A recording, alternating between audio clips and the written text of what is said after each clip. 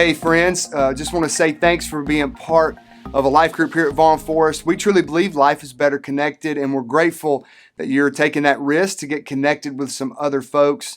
I'm really excited about this series over the next 3 weeks because it's a super practical series on how do we honor God in our relationships with our family members, with our friends, and even our foes, even those who might be against us or that we might think are against us. And so today we're going to kick off session 1 and we're going to talk about how do we honor God in our family. I don't know about you, but there are some family members in my family where that's really easy to do. They're easy to get along with, easy to do life with, but then there are other family members where that's not so easy.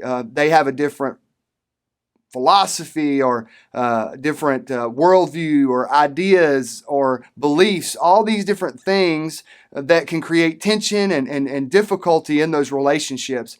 And so today as we do this, I want to read this verse about Jesus in John chapter 1.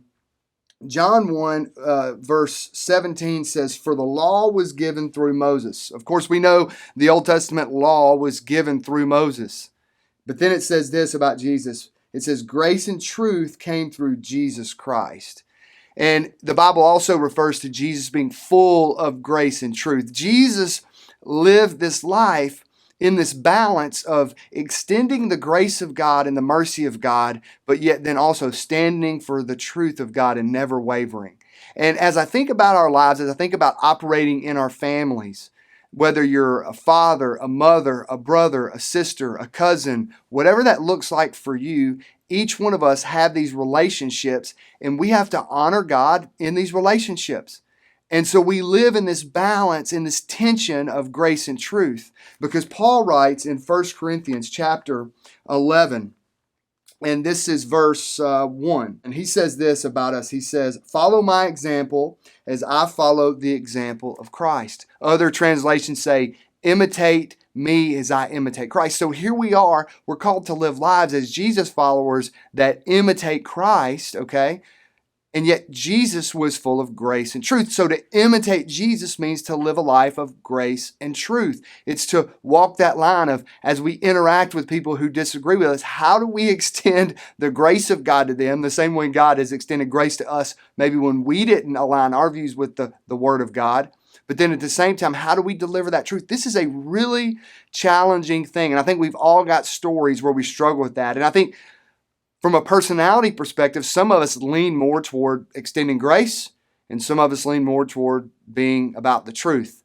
And I think it's important to understand who you are and the way you're wired, and don't allow your personality to drive you too hard toward being a Bible thumper with truth without any grace, but at the same time, being all grace and no truth. So living in this tension. So here's what you're going to do.